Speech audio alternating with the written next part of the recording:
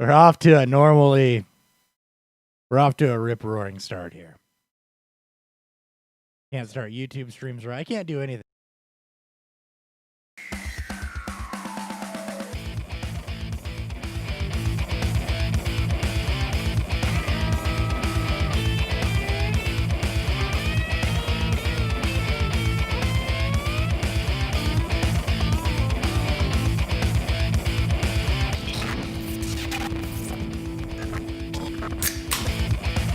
Okay. Well, I think we're good. I don't know. YouTube's kind of going sideways on me right now. It's another technology riddle episode of Beer Field Fantasy Football. I am your host at Hot BFF with two P's. As always, joined by Thurry BFF with two F's. Dan, how are you? I'm good. Tired. I know I didn't put this in the sheet, but I want to give a quick shout out to just sports in general right now for their response to the Jacob Blake incident. All three basketball games being postponed. There's WNBA games being postponed and MLB games postponed. So my heart feels a little warmer than usual. So I'm good. How are you doing? Kids got like 2 months away, 3 months away. Yeah, about 3 months away on the kid. And I want to touch on that Jacob Blake thing because I was thinking about it earlier when the Bucs started boycotting, and I'm angry because this isn't planned, and I don't know where this is gonna go. It's getting harder for me to sit down and do this every week, given all of the bullshit that is going on elsewhere. Yeah. You know, we're supposed to somehow make ourselves care about sports, care about the NFL, sit here and talk to you guys about it, be able to deep dive in it, and it just feels so fucking mundane right now because of everything else that is going on in the world. Another senseless killing of an unarmed black man shot in the back, or at least from what we know, unarmed. There's kind of conflicting things going on, but we're going to go with unarmed because that's how it normally goes. Yep. And, you know, a 17-year-old openly shooting protesters in the streets, somehow making it back to Northern Illinois without getting arrested. And I don't know how in the hell I'm supposed to sit down and be like, well, sports are important. Let's talk about sports.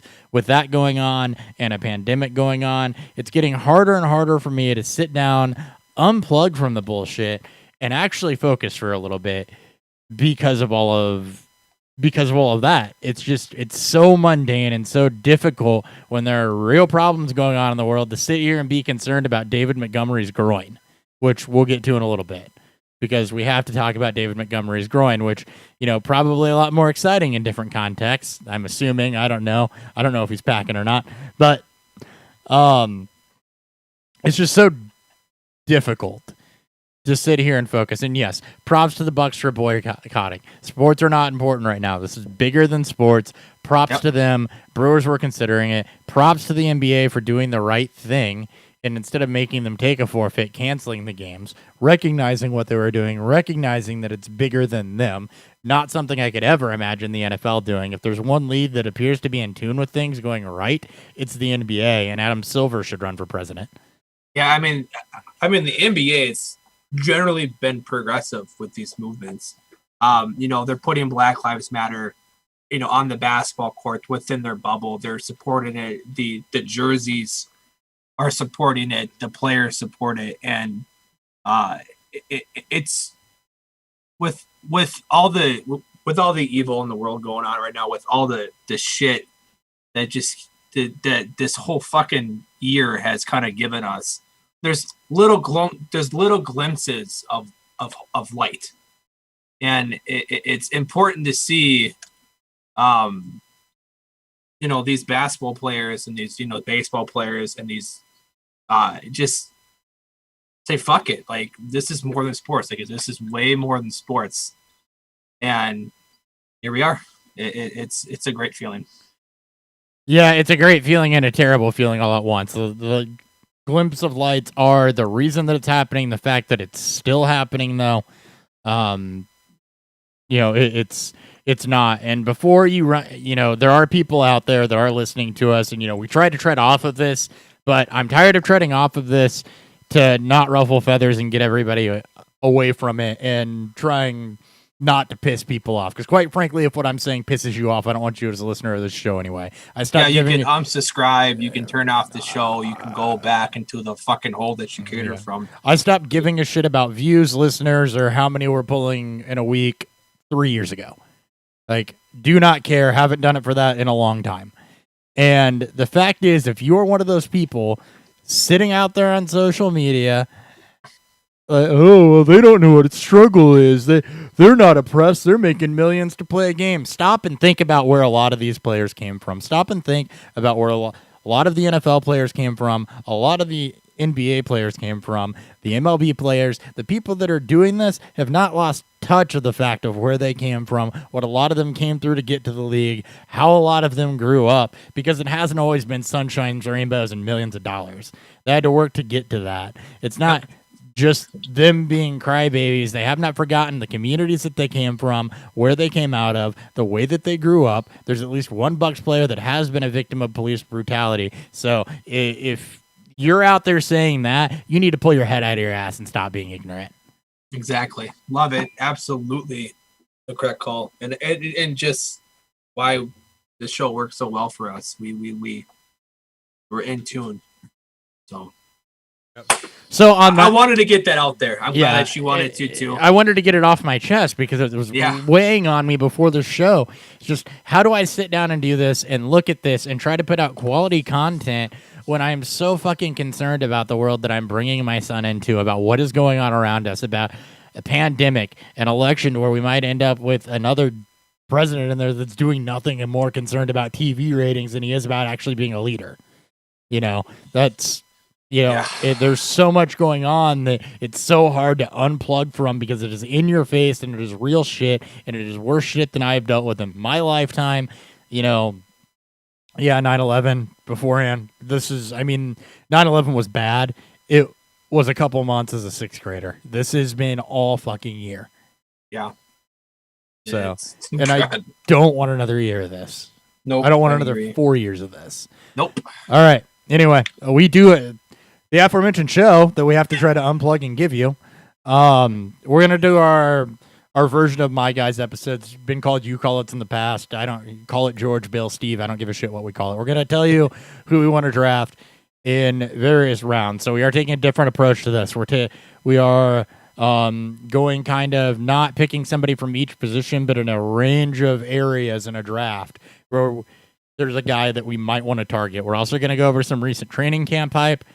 As always, review some beer, let you know a little bit about ourselves, and try to have a fun time. So without further ado, let's review some beer. By the way, that rant about social justice, because I know that they would appreciate that, is brought to you by the Fantasy Headliners Draft Guide. FantasyHeadliners.com, promo code beer, $19.99. We're getting into draft season. Make sure you have all the information in your pocket, depth charts, coaching changes, offensive line, etc., etc.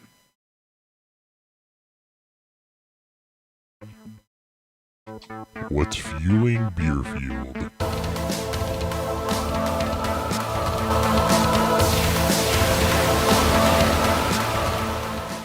All right, Dan, what are you drinking? I am drinking Phase 3's double dry hop Pixel Density. This is a all Citra hopped hazy IPA. As I was mentioning to Chris before the show started, maybe before the show started, I don't know. He likes to randomly start it when we're saying some funny shit. Well, I had to restart it too, so. That's true. So this beer is out of Chicago.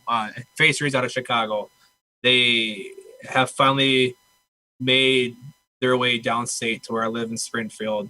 I don't know if it'll happen again anytime soon, but I was extremely excited to get my hands on this because all I hear from our regulars is how good Phase 3 is and hazy this. Like, I'm a little over hazies, but I wanted to try something that gets a lot of hype from my customers. So rocking that tonight. All right, I've got from Uinta Brewing or Unita. I hate having this brewery on because I can never fucking pronounce their name. Pina Colada Milkshake Pale Ale.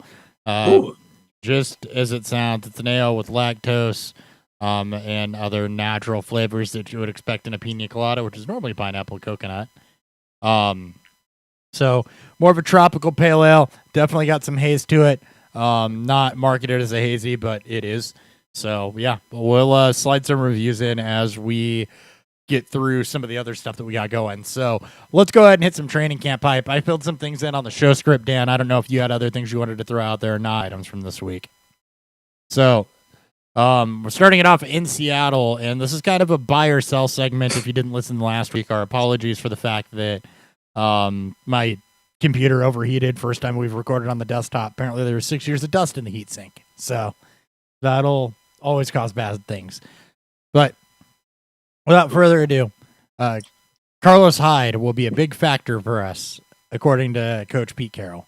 Do you buy Carlos Hyde as a relevant role for fantasy? coming Frank Gore.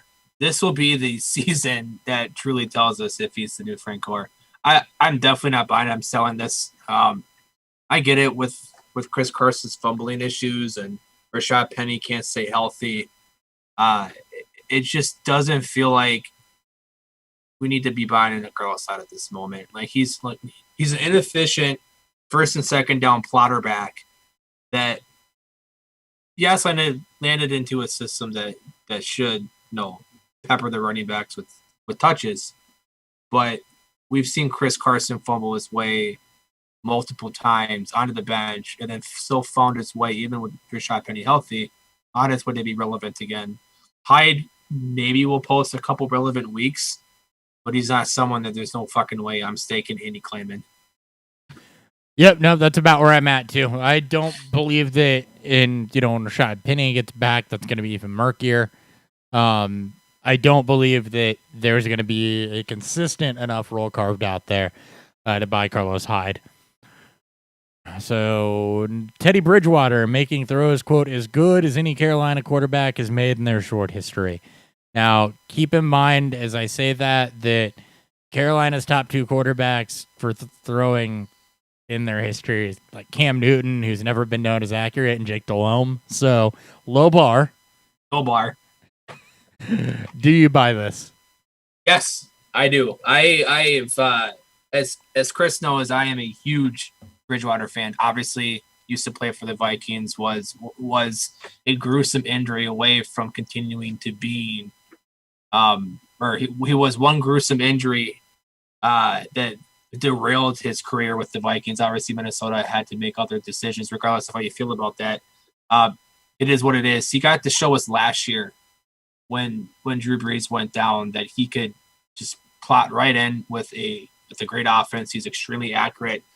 Everyone knows his strengths is in the short to intermediate field, and with Carolina, with the whole new coaching staff that's coming over from the college systems that want to push pace. He has all the weapons in the world that fit his strength, and he's cheap as shit. Like, you can get him as your QB3 in Superflex leagues. You can get him for free in 1QB leagues. He's going to help unlock DJ Moore even more so than what he is. He's still going to pepper down, to Christian McCaffrey. And while Robbie Anderson may not see a shit ton of targets with this, that just only helps. And it's not like Teddy's a bad thrower deep. He doesn't need to take shots. And I think you're going to see his playmakers that fit his strength being loaded in this offense. Yeah, and that's definitely going to be DJ Moore and Ian Thomas are the two that most, and Christian McCaffrey, obviously, that fit his strengths. I do buy that he's making throws as good as any other Carolina quarterback has in history because, well, again, low bar. As far as fantasy relevance, he'll be a streamer some weeks, but I do think he supports the pieces just mentioned. But I'm not, running out to buy Bridgewater super low in one quarterback leagues or anything like that. I think in Superflex he could be sneaky good though. You don't have to roster him in single QBs. He is a good number 3 quarterback. especially if you wait early, especially if you go late on QBs. Yep. And that is only for Superflex, by the way. Do not draft Yes. 3 quarterbacks in single QB. Yes. J.K. Dobbins has solidified an early season role in the Ravens' backfield, and every practice appears to bring another highlight reel submission. So, I mean, I'm buying it because, they spent the day 2 pick on him. I like his profile. I know that you feel a little bit differently. Obviously, we both agree that the landing spot was elite for him. This is a perfect offense, moving from an RPO offense with Ohio State to the best RPO offense with the Ravens and Lamar Jackson. It's impossible. He's going to have a role, whether that be fantasy relevant or not, or how much that is remains to be seen. So I'm buying that he has a role. I think it'll take until at least the second half of the season, if not into the 2021 season. When Mark Ingram's gone, I expect Gus Edwards, maybe he gets traded. I know he's probably gone after the season, so he'll have a role. I just don't think it'll be worth that much. So I'm going to disagree with you. I think that this is a situation where you could see Philip Lindsay year 1, Austin Eckler, Devin Singletary type of production where he is out there producing as a top 16 running back early on and really throughout the season. Yeah. The thing that I've said about J.K. Dobbins since he landed here was, I didn't like the profile as a traditional bell cow back. I love the landing spot because they'll figure out how to get him in space and use him and allow him to use that explosiveness, which is what you have to do with him.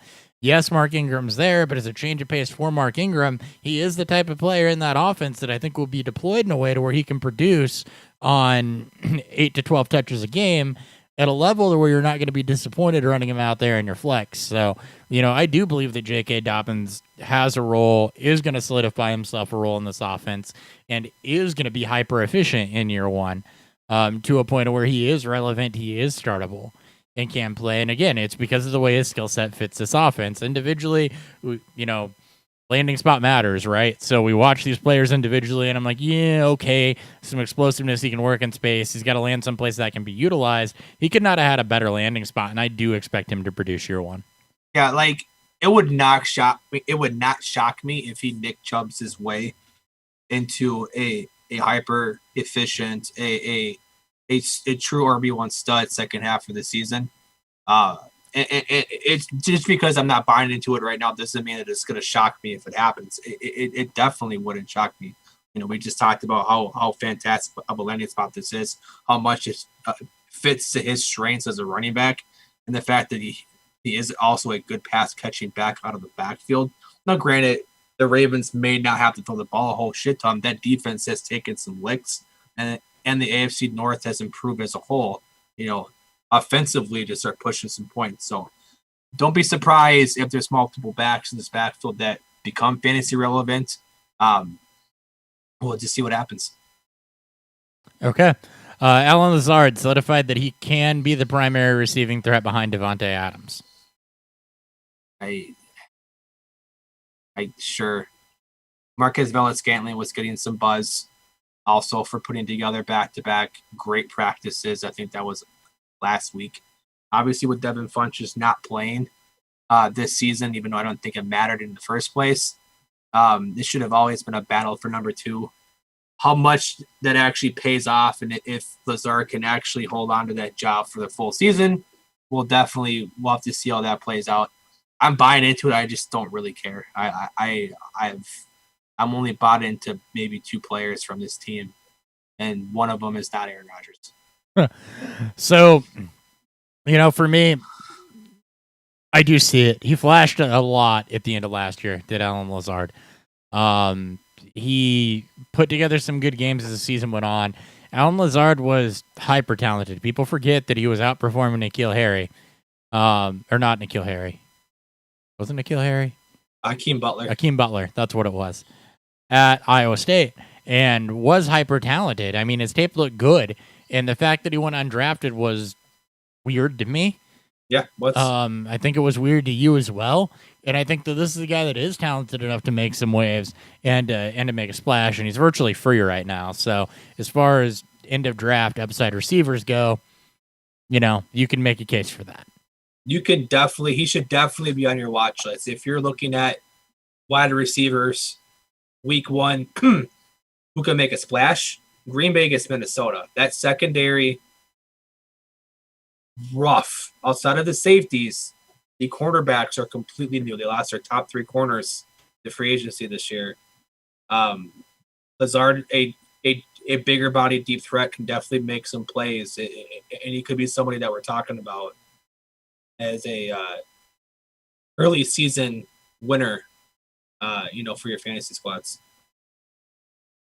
I agree.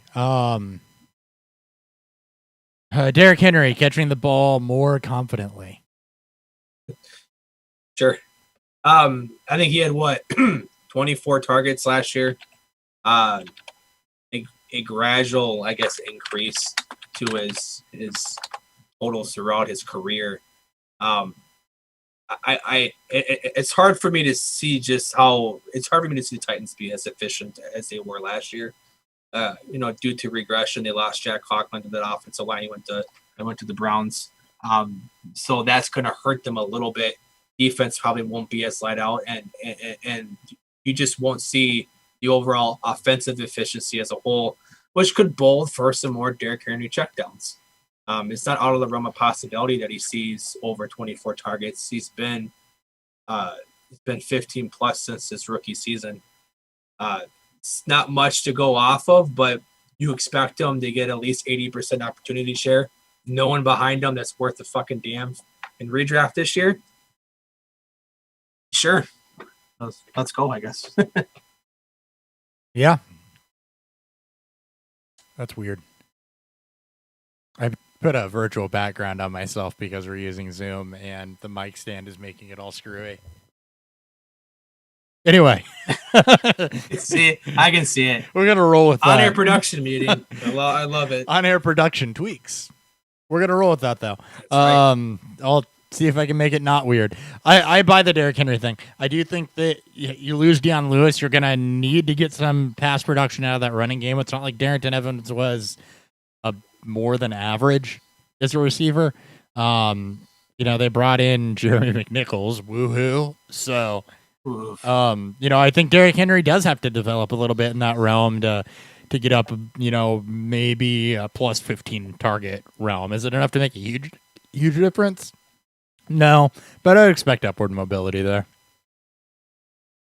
Sam Darnold and Chris Herndon's chemistry is, quote, blossom this offseason, and I think it's always good to see a young blossoming relationship. I mean, most people love a good rom-com. Throw in a little chuckles, you throw in a little, climactic kiss. I guess with Darnold, you don't really want him to be kissing people because, I don't. But I'm buying this. I mean, we got to see, during their rookie season, we got to see this tandem blossom beautifully, as you will, especially in the red zone. Obviously last year with the suspension, and then his hamstring injury, it just never panned out for him. And right now, all he has to battle with is Ryan Griffin, at least for those tight end targets. It's the Jets defense is taking some massive hits to trade up Jamal Adams and then CJ Mosley opting out of 2020. This defense is going to be fucking atrocious. A lot of throwing. So I think Herndon is one of those late round tight ends that we always talk about. He is definitely one you got to keep your eye on. Yeah, he is absolutely a late round tight end you have to keep your eye on. He's definitely a late round tight end that I am keeping my eye on. More on that later. But, I completely buy this. It's not like they're blossoming chemistry either. I mean, they had it in both players' first years. There was chemistry there. That's why Herndon was such a popular draft candidate last season. Yep. Didn't necessarily materialize because of the DUI and then immediate injury. Kind of a lost season for Herndon, but, people forget that. So I buy this because it's not a new occurrence. Exactly. It's great because there's not a lot of things to like on the Jets offense. And I think we'll find some rough, fun pieces in Chris Herndon. Yep, I think we will as well. Falcons offensive coordinator Dirk Cutter expects a minimum of 15 weekly touches for Todd Gurley. I like Todd Gurley, but I'm going to sell this. I think just given the last 2 years, especially last year, with durability concerns, his knee concerns, there's been knee concerns this offseason. I wouldn't be surprised if there's weeks, especially when Henderson finally comes back, and this is not a Henderson tout by any means, or not Henderson, I'm sorry. With guys like Smith and Brian Hill, who at least have had some track as a starting running back. I don't think we're going to see a full season of Todd Gurley getting 15 plus touches. I think that's what we want. That's what we hope for, which means that he's been back in good health. He doesn't need more than 15 touches to be fantasy relevant on any given week, just given how good that offense is, just given how good he is when he is healthy. And we got to see Devonta Freeman, who is a far lesser player than Gurley is, command 70 targets last year. So this isn't a slight. This is a slight sell. I just don't see it happening. Sure. I do, because it's only a minimum of 15 carries or 15 touches, and that's not particularly impressive. No, it's not. So I mean, I buy it because it's because it's an undersell, right? And if you'd come out and said he's going to get 25 to 30 touches, I'm selling that all day. It's an undersell at 15 touches, and I think more often than not, that is probably what you're going to get there. So I'm buying that for exactly what it is. It's a minimum of 15 touches, which is not a high amount of touches. It's okay, but I'm splitting work with somebody else. And keep in mind also, not a whole lot of backs there for him to split work with, unless you're a believer in Brian Hill and Ito Smith. No, if Todd Gurley plays a full 16 games, Todd Gurley will be one of the best values in fantasy football this year. No doubt in my mind that he can see upwards to 70 plus targets, upwards to probably 80 to 90, which he's done before, which he's been close to, not done before with the Rams. And in one of the more high-powered offenses, playing in the high-powered division of the NFC South, Gurley can be slightly Gurley evolved. Look, you're in outer space. I'm in space. Watch on YouTube. I'm playing with backgrounds for no reason whatsoever. The Athletics' Vic Taffer expects Josh Jacobs to easily double his 2019 reception total of 20.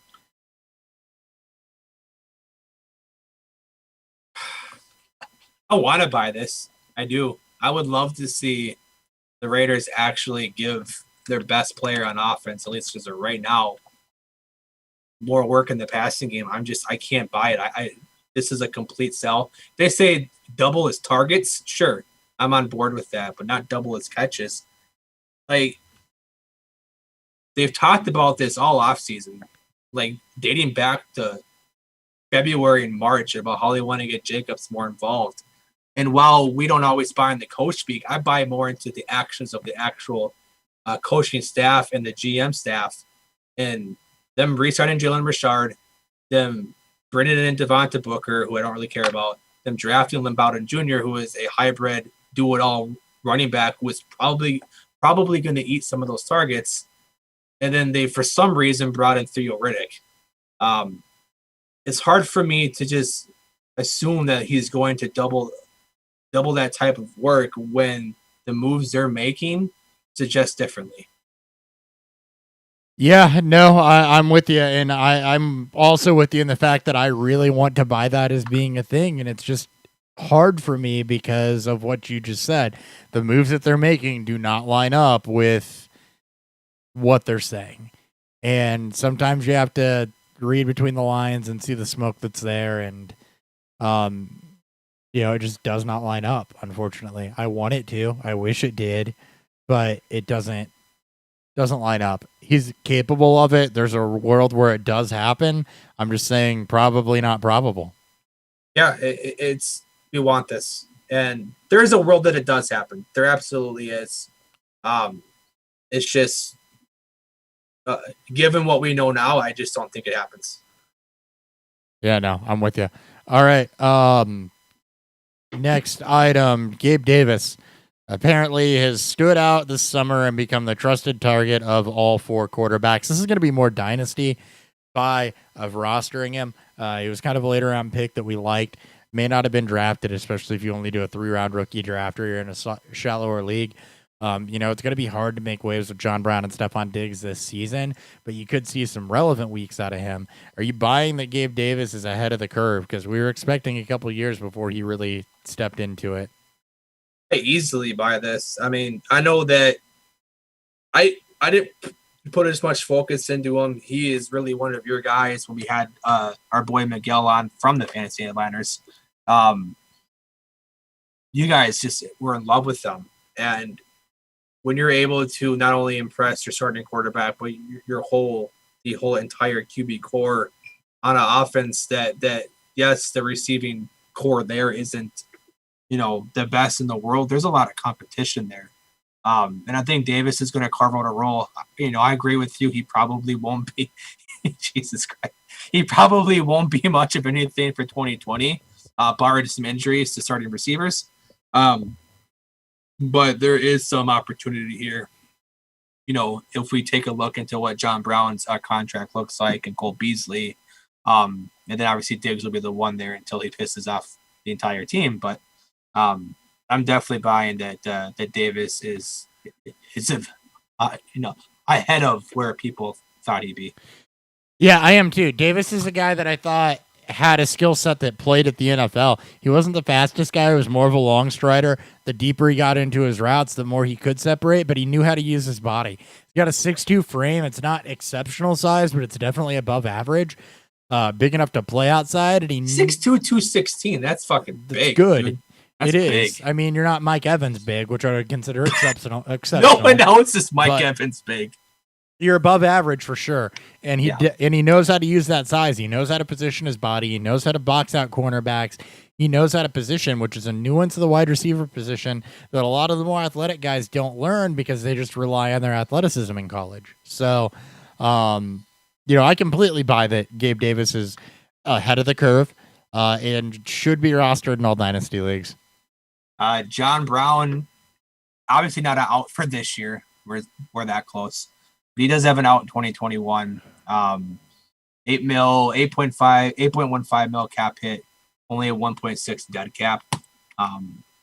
So if Davis is to take an even bigger step forward and helps relieve the role that he would likely play, if John Brown were to leave, there is some incentive there that if Davis does start to show some flashes, especially second half of the season, if he gets that opportunity, you should be picking him up.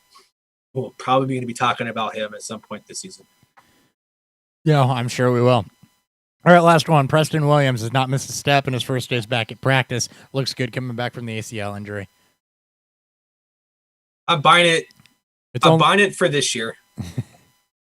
It's like he's been nothing but productive, and I think if he even outperforms the expectation that's set for him, then I think that could be enough to push the Dolphins away from maybe reaching for one or for drafting one of these stud receivers in the next draft. That's my biggest concern with them is that there's no ties to him. Like, he's undrafted free agent.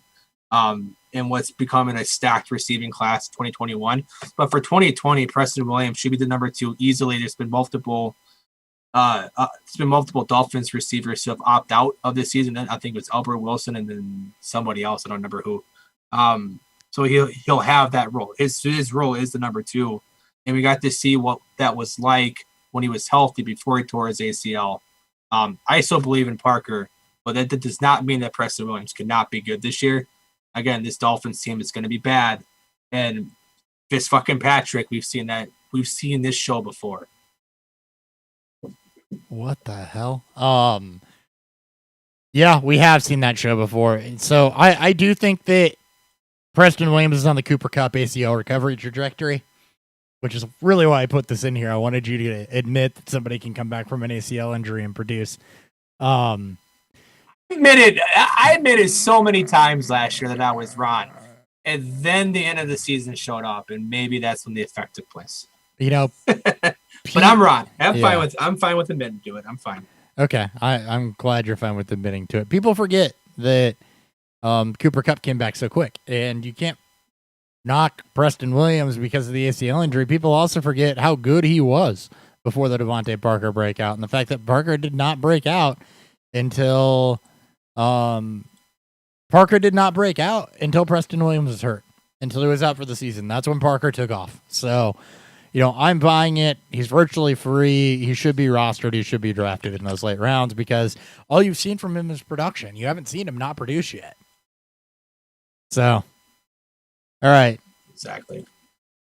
That's it for hype. Some other injury news that we really need to touch on and get into in this show. David Montgomery thought it was a non-contact knee injury, ended up being a non-contact groin injury. No word yet on the severity. How do you adjust if it comes out that he's going to miss time? You'd expect it to not be the whole season at this point. Maybe the first couple weeks. If the Bears bring somebody in, is that where your interest is? Is it somebody that's in camp already? Is it just Tariq Cohen is up for those couple weeks and, maybe you slide him up a little bit in draft capital? How are we adjusting for this? It's weird because when the news broke out, obviously there wasn't much for detail, and all Twitter did was just speculate trades, Marlon Mack, Kareem Hunt being paired back again with Matt Nagy. Bryce Freeman was thrown out there, and I thought that would be a fantastic fit. This was obviously before the groin news came out. When that was announced, the talks obviously calmed down tremendously. I don't think the Bears will bring anybody in. It's going to be based on the severity of his injury, and if he's going to miss multiple weeks, you could see a Devonta Freeman brought in. You can see them bringing in a camp body that gets cut from one of these other rosters. You expect Tariq Cohen, Ryan Nall, and Cordero Patterson to get snaps as starting running back. Cohen's role likely gets elevated, but not that much. I don't see Cohen going from the 8 to 10 touches a game, if that, to a 15 plus. That just hasn't happened, even with Montgomery struggling last year. And, with Jordan Howard, I just don't think you'll see Cohen get that much boost in work, but you could see guys like Ryan Nall or potentially Cordero Patterson getting an uptick in their first and second down reps. Yeah, so for me, I think that you might see a little bit more Tariq Cohen, but I think that it behooves the Bears to bring in a veteran anyway. I don't think that they should be rolling with, a smaller back in Tariq Cohen and then Ryan Nall and Artavis Pierce because you have no depth there. I think that what they did with Mike Davis last year, was that last year? Or was that 2 years ago? Last year, I think. It was last year. Yep. Again, this year makes a lot of sense to where you bring somebody in to be that depth, especially if you think David Montgomery can't go the first couple of weeks. And then I think they have value at least to start off. Now, you're not going to pay more than a 9th or 10th round pick for whoever that is because you'd only expect them to really be super relevant for the time that David Montgomery misses. But, you fade Montgomery a little bit because of this. Tariq Cohen probably stays level. If they bring somebody in, don't overreact to that. Yeah, like at this point, especially this point late, it's unless they trade for somebody and they invest draft capital away. If they're just bringing somebody in, I won't get too hyped at all. Yeah, no, I absolutely would not either. And Tyrell Williams, switching gears, another injury we have to talk about. Torn labrum. He's going to try to play through that, but as we know, that is not exactly an easy thing to do. No guarantee he does that for the whole year. Rumors that Brian Edwards is taking most first-team snaps at the X position. You got Henry Ruggs there. Hunter Renfrow flashed last year. Darren Waller had a breakout year. You also have some depth names in Zay Jones and Nelson Aguilar that are there. So what do you do here? Because Tyrell Williams was the most productive receiver in that offense that nobody was talking about. There are plenty of people that liked him as a sleeper. And the torn labrum pretty much is a don't touch for me. There's only two Raiders I really want to invest in redraft this year, and there's Darren Waller and Josh Jacobs. And a third in Hunter Renfrow. I think he's getting massively slept on, and he just it fits the 2020 target. I won't say target leader, but he fits in that veteran, I guess, player. He's a rookie last year. That's going to get some of those first team reps. There's so much change here. I didn't think Williams was going to be relevant this year to begin with. Ruggs, Edwards, drafted Bowden, they brought in Zay Jones, they brought in Nelson Aguilar, or they traded for Zay Jones last year. They brought in Nelson Aguilar. Somebody's getting cut at some point. Like, they're not bringing in rostering this many receivers coming in. And there's going to be a name or two, and maybe it could be Tyrell. It doesn't look like it'd be this year, but it could.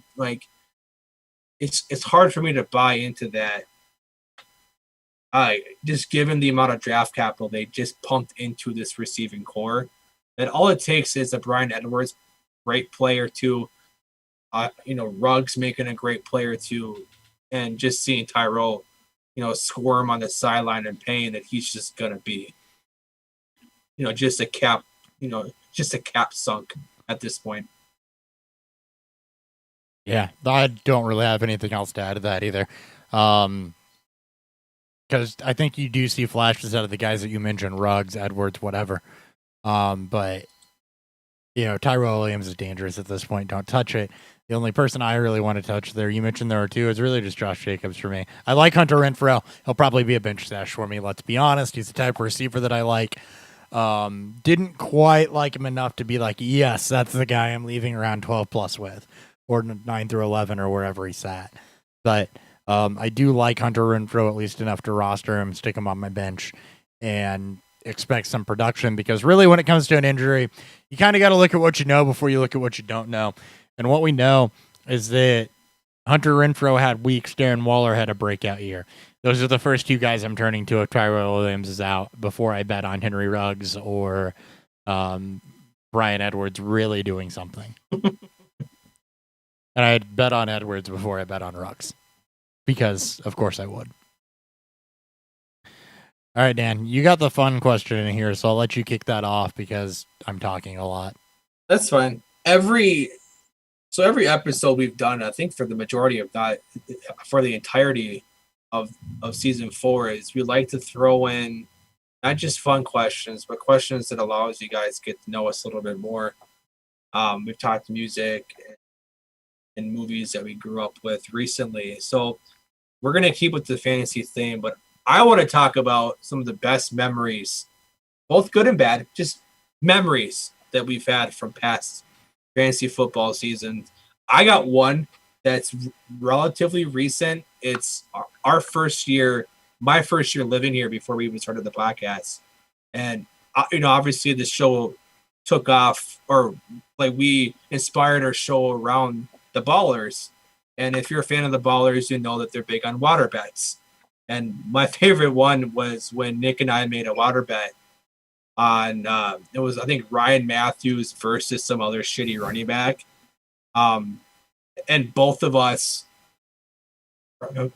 picks didn't score more than 5 points. I ended up beating Nick, and we did our own water bet where it was the shame. It was the shame theme from the Game of Thrones. It was season 5 Game of Thrones when Cersei did her walk of shame, and that's how I did my water bet with Nick. So that was ultimately one of my favorite moments ever. And that's 100% how that water bet should have gone, given the production of both players, or the lack thereof. Yeah, it was fucking. It was so bad. It was pretty bad. I got a couple of good ones. I'm going to start with a home league draft story. So I think it was the year that you guys were in Brent's league with me. We drafted at Hand of Fate. There's a guy that's actually the funeral director there in Petersburg that was so just blitzed off of his ass. He was passing out on tables, drafting people that had already been taken, to the point of where you would just walk away and be like, make this pick for me. Hey, make this pick for me. Fucking Eddie Lacy in the third round. Yeah, Eddie Lacy in the third round. Do I have a pick yet? Also, another draft story I really like.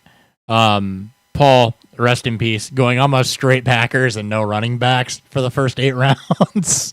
God, and he drafts Nick Chubb and proceeds to beat Nick with him. Yep. Oh, that was great. Yep. Proceeds to stomp Nick because he drafted Nick Chubb. Aaron Rodgers, I think, was his first round pick in single quarterback.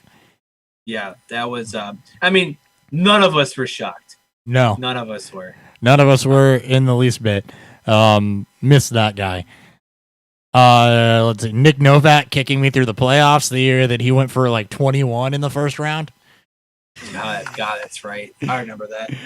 Losing my shit over that one. All the garbage time Bortles out at Cousin Eddie's. God, those are great. I mean, like watching Chiefs fan, like make you want to hate the Chiefs.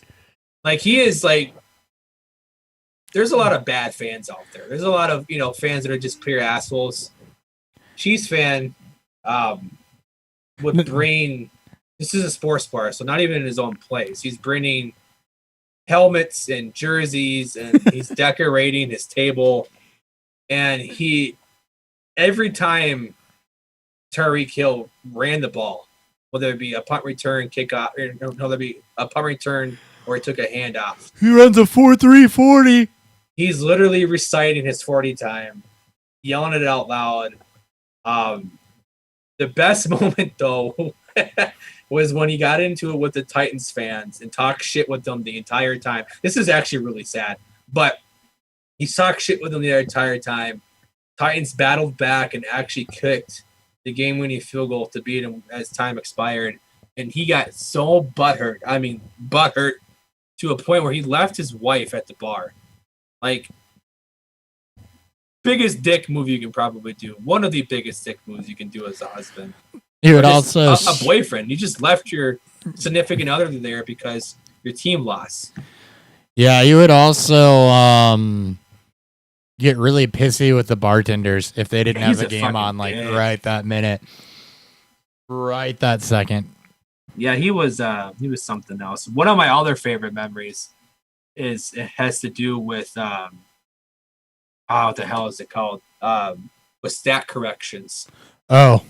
So I'm in the championship game. I'm down 2.4 points. I remember this. I still lost, but this is really funny.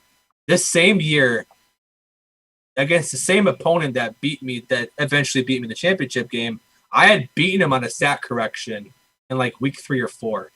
Just, I woke up, Buffalo Bills got a sack. I had their defense for that week. Beat them. I worked with them, so talk shit the entire day, the entire week. Championship game rolls around.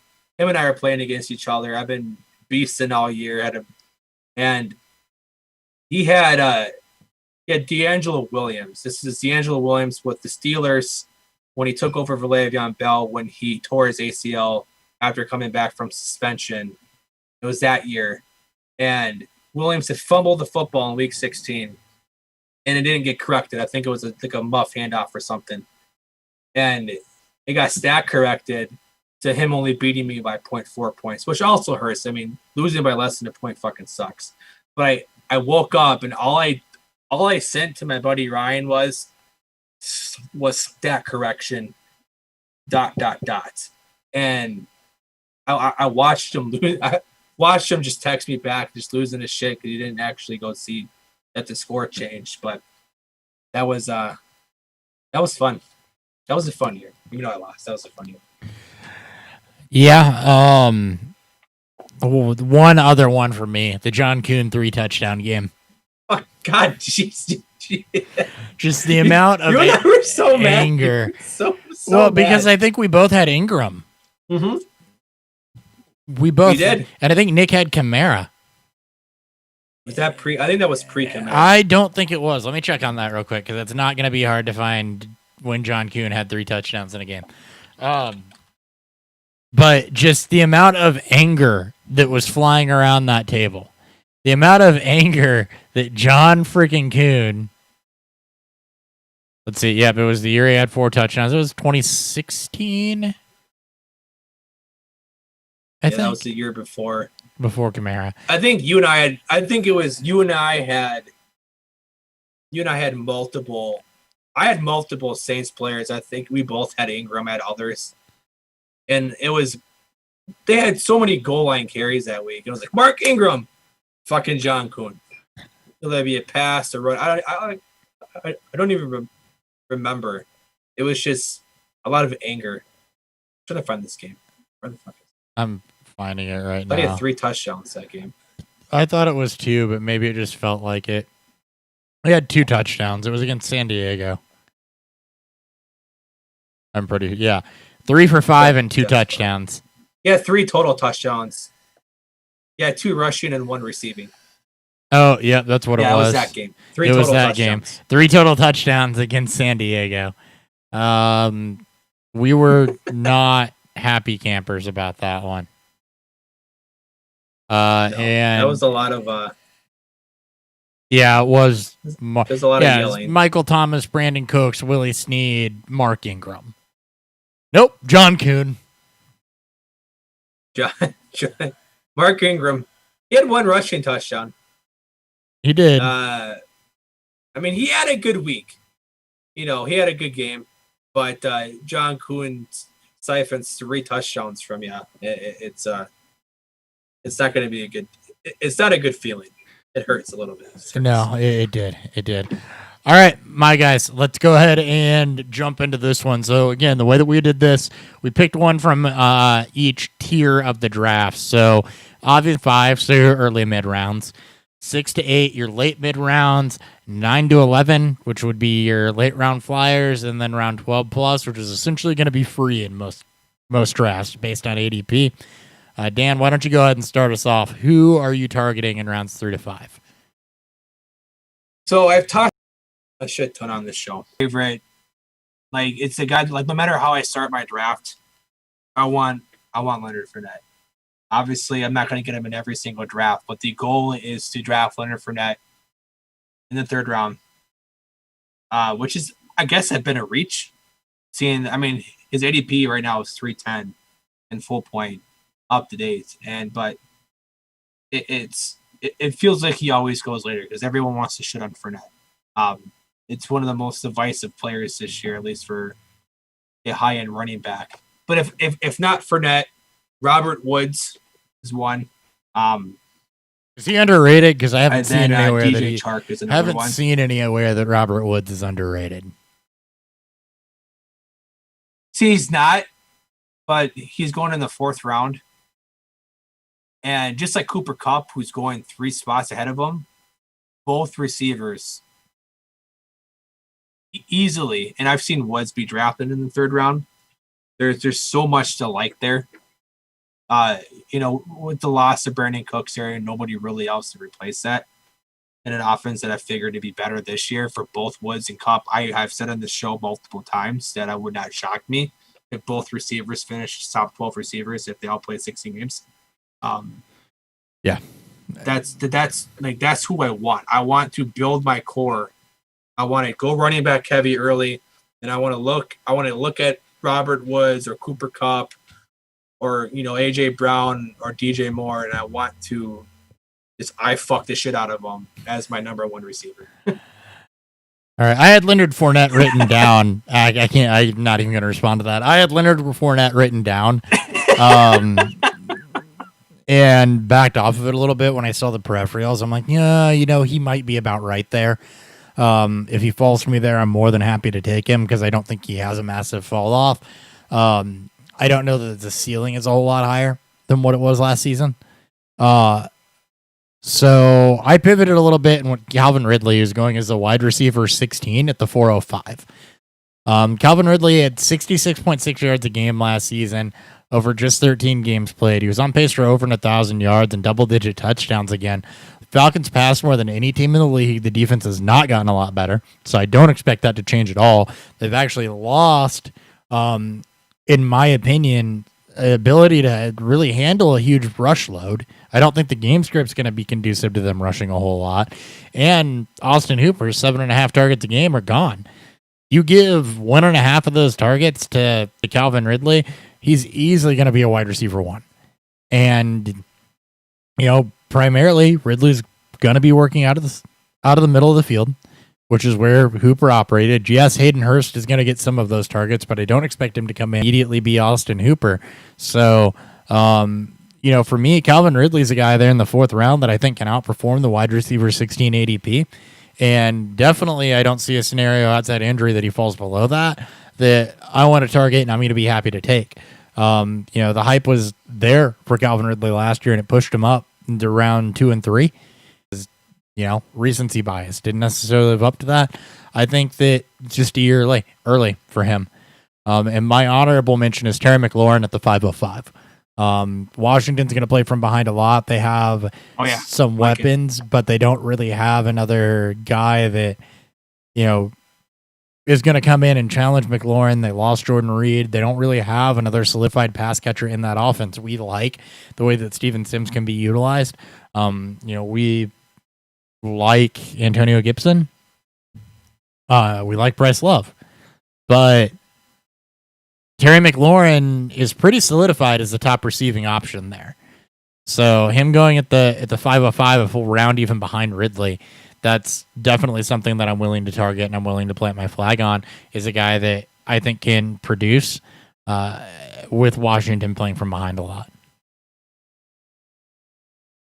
So that's... I like that pick. I love that pick as much as I love my phase 3 beer.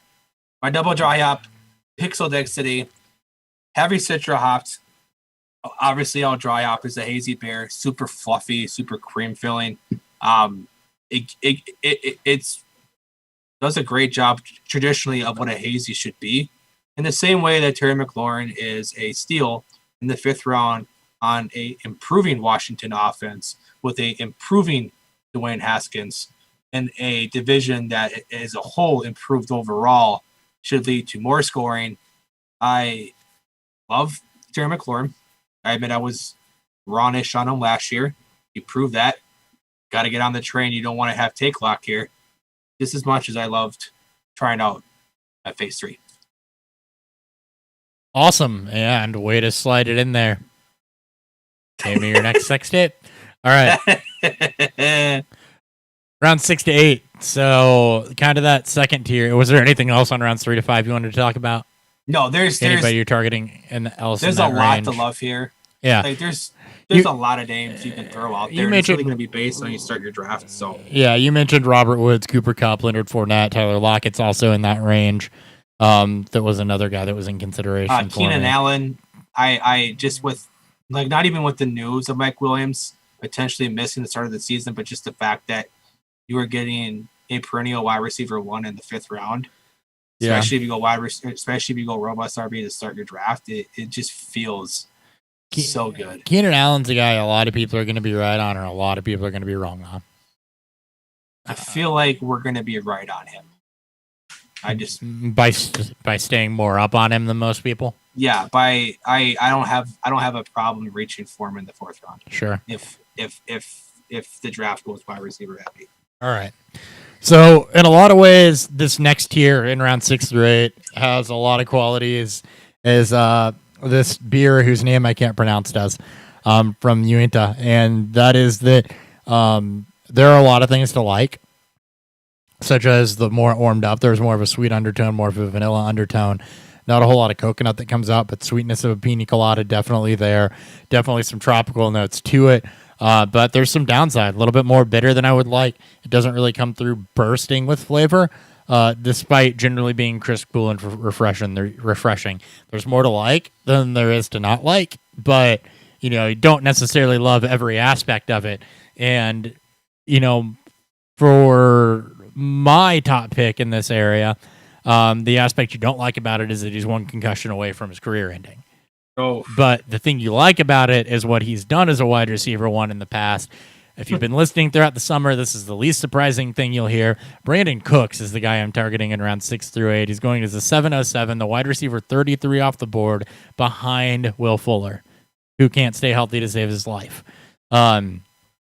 So, yes, Houston still has Kenny Stills and Will Fuller. Kiki Kuti out with a broken foot again, if anybody cares. But they drafted nobody. DeAndre Hopkins, 10.5 targets a game are gone. And all Cooks has done when he's seen over 100 targets is averaged 76 receptions, 1,149 yards, 7 touchdowns. So on a career high 129 targets, it works out to about 8 a game. So this is not saying he's going to come in and be DeAndre Hopkins. This is saying that he's going to come in and probably get the lion's share of what Hopkins was getting, and that typically works out well for him.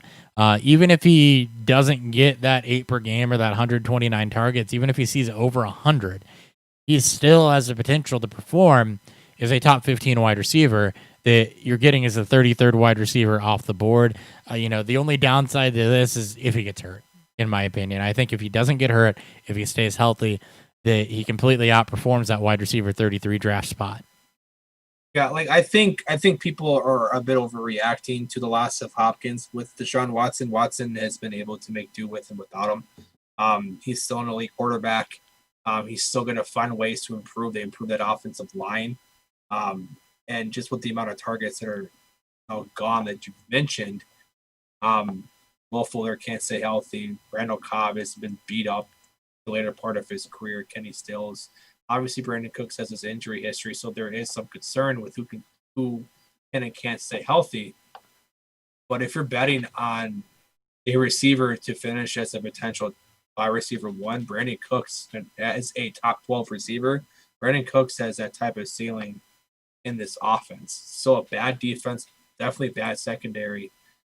That's going to have to throw. Even in a division that doesn't score a lot of points, potentially won't score a lot of points, the Texans will still have to play from behind at times or still have to throw to keep up in game. Yeah, they absolutely will. My honorable mention here, by the way, is Philip Lindsay in round 8, at the 801, actually. And Melvin Gordon is traditionally had a second fiddle in Austin Eckler, traditionally not been the most efficient back, even though he does see a lot of volume.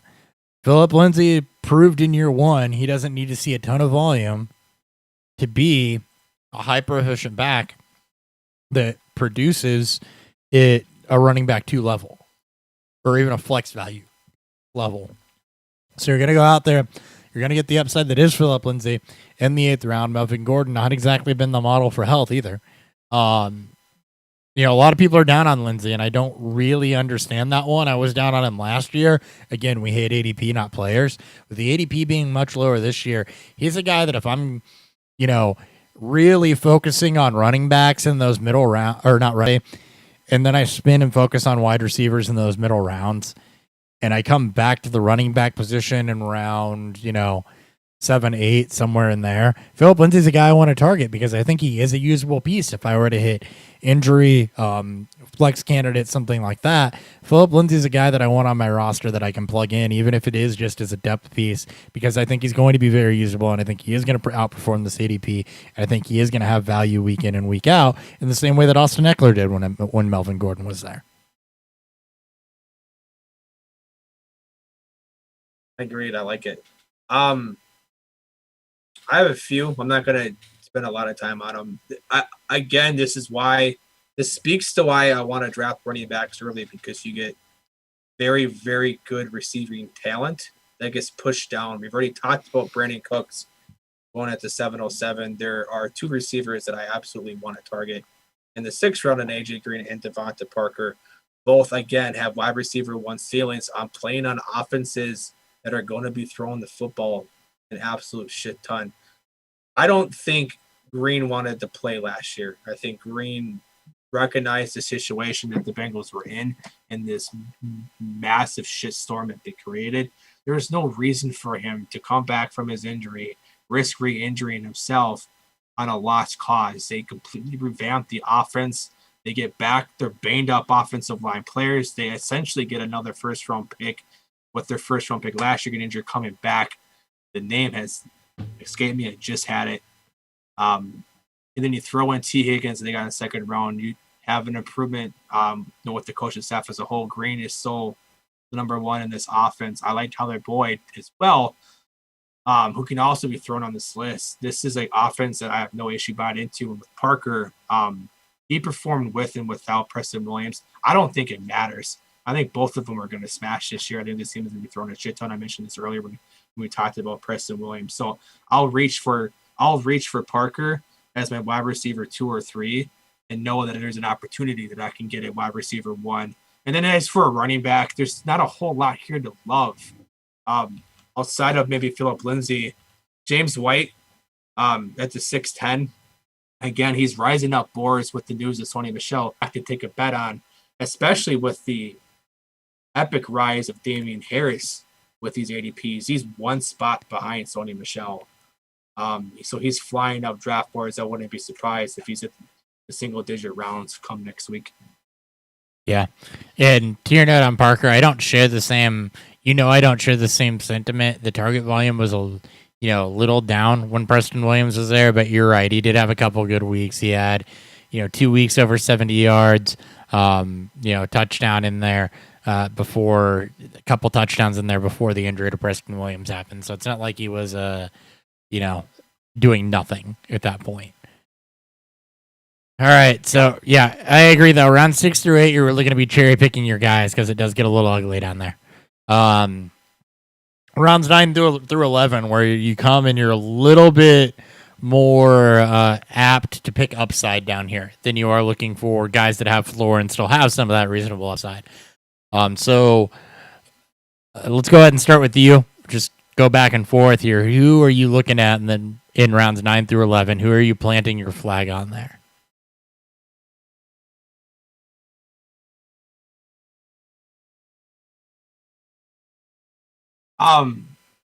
Definitely got to leave the draft with Jamison Crowder, number 1 receiver with New York. Massive floor. We got to see that chemistry blossom with Sam Darnold when both were healthy.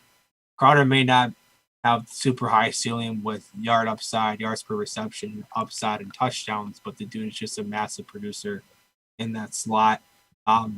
Definitely a good floor staple to a receiving core if you go a little more boom bust upside in the middle rounds of your receivers. Chase Edmonds. Look, if you love Kenyon Drake, a lot of that has to also do with the fact that he's on this high-powered offense. This was before the Drake news came out with him in Milwaukee, but who the fuck really knows what that's about right now. It sounds more precautionary. But I still want to have a piece of that backfield. I still think Chase is going to have a role in this offense. If we expect the Cardinals to be a high pace of play team like they were last year, I expect Chase Edmonds to also factor in, even if Drake is healthy. And if Drake goes down, we got to see what type of upside that creates. Those are just a couple names. What do you got? What do you got for rounds 9 through 11? All right, first guy I'm looking at is Damian Harris.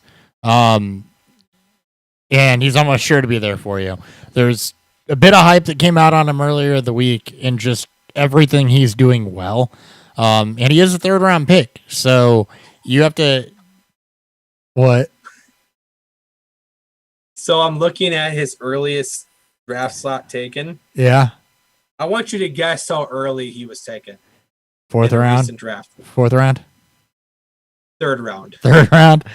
All right. 310. Wow. So, a ton of good has come about from camp from Damian Harris, and I'd expect his ADP to rise from here based on that. Now, you really don't have a lot of sample size on Damian Harris other than what he did in college, the fact that he was hurt most of last year. He was a 3rd round pick. But what you do have is a book on everybody else in that backfield. Sony Michel can't stay healthy, fell off a cliff last season. He was 40th in juke rate, 114th in fantasy points per opportunity, 21st in evaded tackles, just 6 breakaway runs, which is only good for 27th. So Sony Michel, not exactly his explosive self. Yes, you could see split work between him and Harris, but not a whole lot going there. James White, he's going to James White. He's going to get the majority of the passing work. You know that about James White. Rex Burkhead, 16 games, 0 times since he signed with New England. Hasn't had more than 65 carries in a season. I am not concerned about Rex Burkhead. When we project out stats, which we didn't do this year, you know that 65 carries is not scratching the surface or cutting in from having 2 other backs that could potentially be productive, especially when they're running the football, which James White doesn't really do. So you have to frame up what you're getting out of Damian Harris. By the way, Lamar Miller's still in the pup. Not really mentioning him a whole lot. He's not making the team. Right. He's gonna get you really have to frame up what you're going to get out of Damian Harris. But I think what you're going to get out of Damian Harris is kind of what the Dion Lewis role was. Maybe scaled down a little bit because you do have Sony Michel there still. But James White, we know his role is going to be solidified. He's not going to run the ball a lot. There's going to be some value to some other pass catchers there. In the tune of 20 to 30 targets, not a whole lot, but some. But what you're really looking at Damien Harris to do is carve out a role as a runner and as an explosive runner that they can rely on in that backfield. And if he does that, then you're getting flex value in the 9th round. So you gotta hope that his ADP doesn't continue to rise. Right. Because if he goes much above round 9, maybe back into round 8, then you're starting to question the value because you're getting up there with guys like Philip Lindsay. Could he be that unlimited carries? Sure. Yeah, I think he could be. But that's where you start to not really be getting a value, and you're more so drafting him. I don't want to say an upside, but probably more of like what the median is between his upside and his floor. Honestly, just looking at the running backs that are at this point, like if I'm in dire need of a running back, who else would you rather have? That round 7 or 8.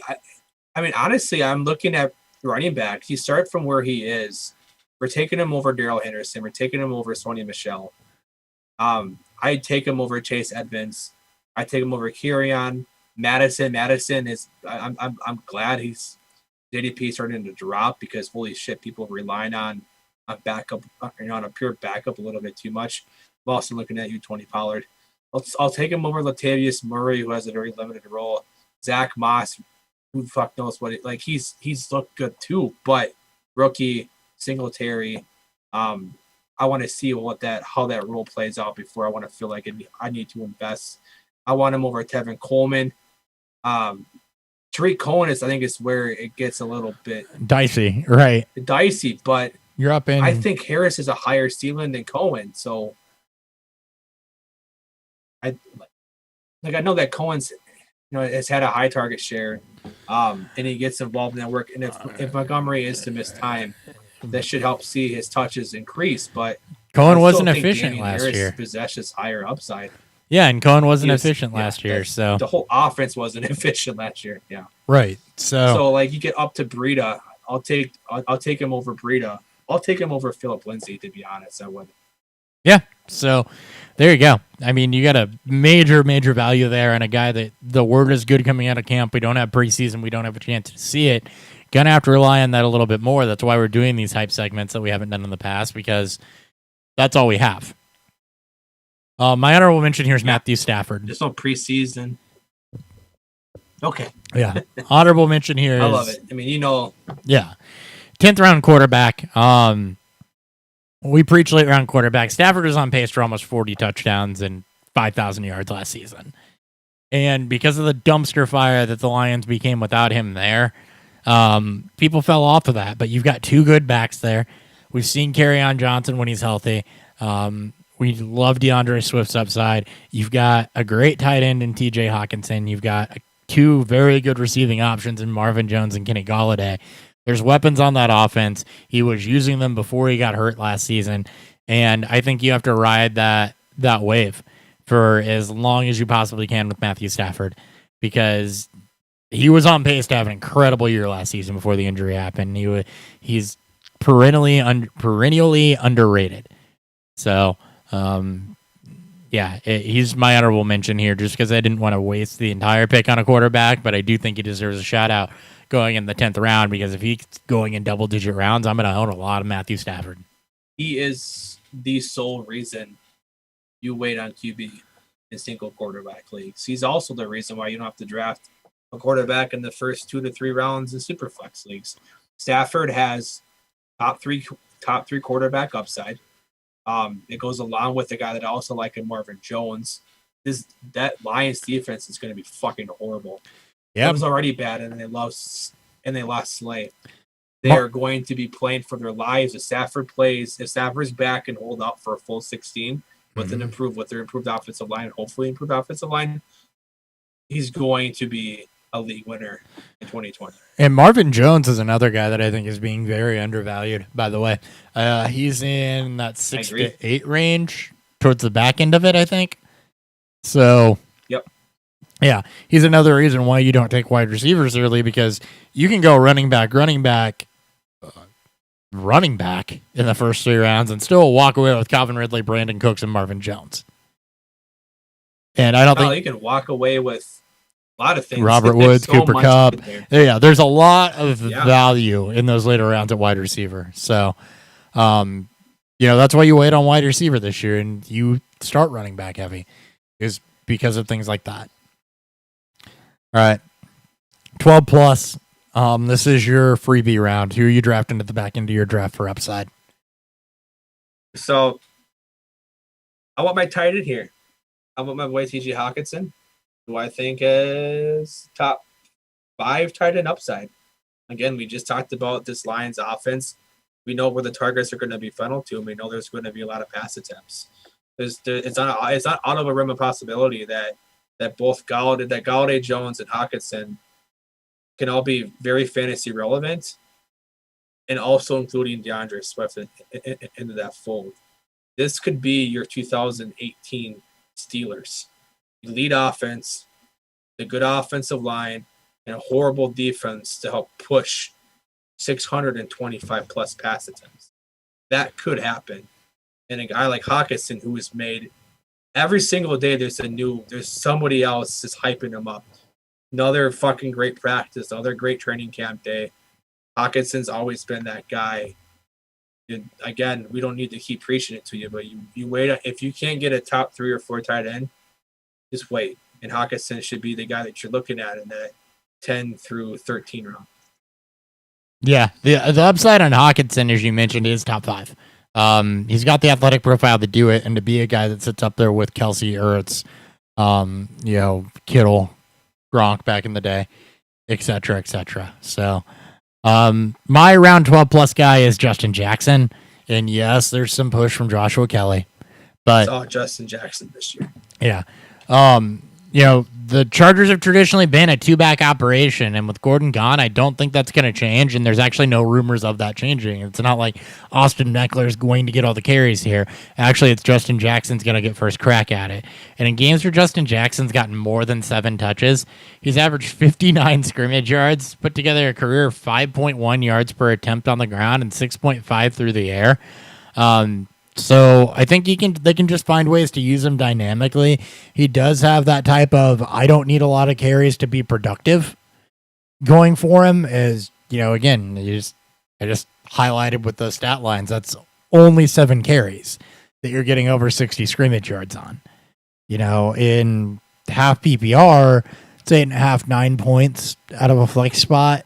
Not fantastic, but you'd expect that to go upwards of that too, from a volume standpoint, now that it is going to be potentially him as the running back too. So targeting Justin Jackson, but really you mentioned it, tight ends is the way to go here. So my honorable mention, I just put athletic tight ends because Chris Herndon, Johnny Smith, Ian Thomas, Kahale Warring, TJ Hawkinson, Mike Gesicki, Eric Ebron, Dallas Goedert, Austin Hooper can all be had in the 12th round or later. Kahale Warring is going to be the tight end. It's going to be this year's Darren Waller. Oh, we talked about the Texans. We talked about their receiving core is lacking. Wearing hyper athletic. Just go check out his player profiler if you need to know his actual metrics. He played 7 sports in high school.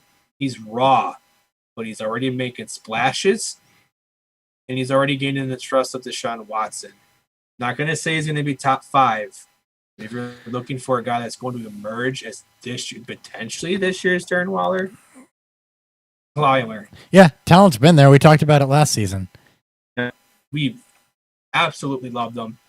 I think this is still a fantastic landing spot, and it's going to start to show, I think, more so this year. We may be still a year away, but for Dynasty Nugget, if you're looking for that tight end to hold on to, Waring's the guy you want to pick up. He is. And, unfortunately, the guy that we tie to him, because of the same draft class, Josh Oliver, is hurt again. Otherwise, I'm sure we'd be mentioning him here. Yeah. Irv Smith. That one hurt a little bit. That one hurts. Irv Smith is the guy that you can mention here. There's a lot of late round tight end talent, which is typically what I'm targeting here. I really do. I say it every year. This is the year that I want to go at 2 hyper athletic tight ends in rounds 10 plus. Yep. And just write it and call it good. Because there are so many of them available that have either produced in the past or have the potential to come out and produce exceptionally well. With Johnny Smith coming into a starting role, Ian Thomas coming into a starting role, Chris Herndon coming back off of a lost season, Waring being healthy, Hawkinson being healthy with a healthy quarterback, Gesicki and all the hype he's gotten, Eric Ebron being in Pittsburgh where he figures to be used. There's a lot to like in the tight end position this late. And I think that's really the play here. I can say my guy's Justin Jackson, but that's only because I didn't want to pick one of the tight ends out of that glut. I'll take the easy route. Yep. All right. That's our show. So that's all we have for you this week. We figured it out early. We will likely be here on Wednesday next week to go over, I don't even know what are we doing next week? Do you know yet? I have no clue. Next week will be a week away. I haven't, we'll discuss something. We will. We'll keep you probably be redraft related, probably be draft related because it's likely the last episode before most of y'all draft. So, yeah.